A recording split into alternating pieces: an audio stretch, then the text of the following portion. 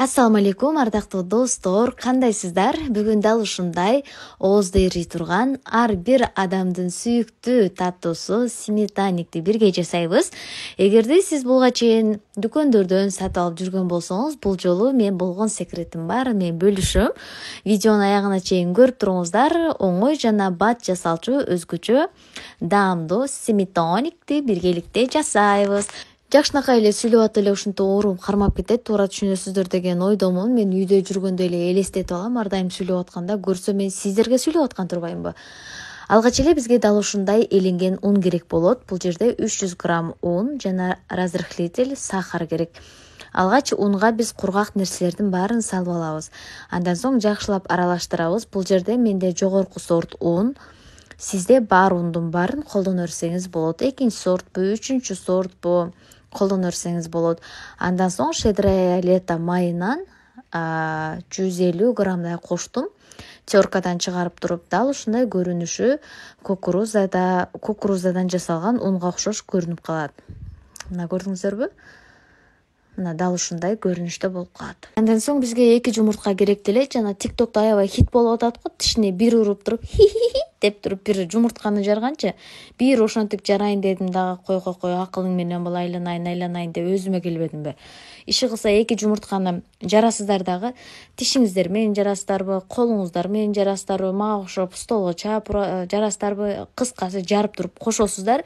Андан башка эч нерсе кошпойсуздар, сүт, башка нерсе кошпойсуздар. Ошо 2 жумуртка менен эле биздин камырыбыз даяр болот.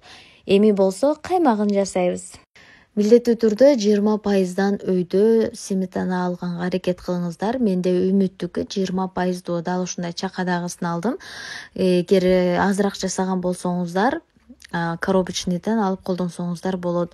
Бул жерде 300 грамм каймак, 5 чоң кашык сахар, 1 ванилин жана 4 жумуртка керектелди. Бирдей массага келгенче жакшылап аралаштыра бересиздер. Андан соң биздин даяр болгон камырыбызды алып чыгып, формага келтиребиз. Менин формам өзүңүздөр билгендей эле 25-26 диаметрди ээлейт. Милдеттүү түрдө жасап көрүңүздөр, өтө жагат. Сиздерге дагы мындайча айтканда чизкейк же болбосо пломбир мороженага окшош аябай сонун болот.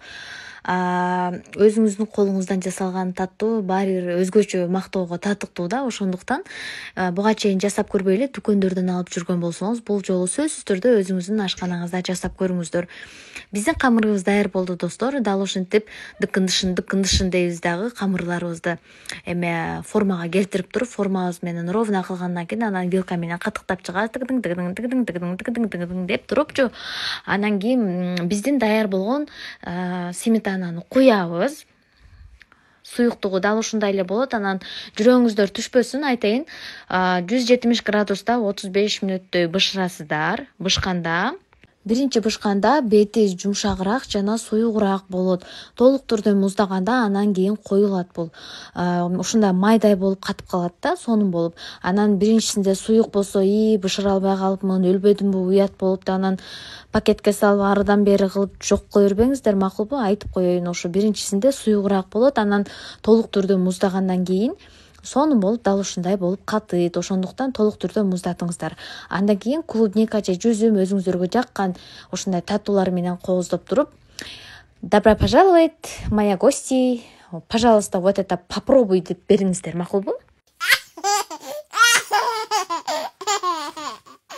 Албетте достор, менин орусчама көңүл бурбай эле коюңуздар. Анан кийин сиздер чындап алып, ой, Акзура, вот так пойдешь, потом вот так пойдешь деп анан кийин мага чындап эле акыл үйрөтүп албаңыздар, айланып кетейин, секет кетейиндерим десе. Кыскасын айтканда достор, биздин сметаник дал ушундай жасалат. Сиздерге жакты деген ойдомун. Бүгүн болсо акысыз рецепт Акзура ашканасында болду. Сиздерге жаккан болсо лайк, комментарий жазганды унутпаңыздар. Жана ошондой эле мен текстке канча грамм эмнелер кетти, мен баарыны калтырып коем. Барыңыздарга чоң рахмат. Сметаникти жасап көрүңүздөр.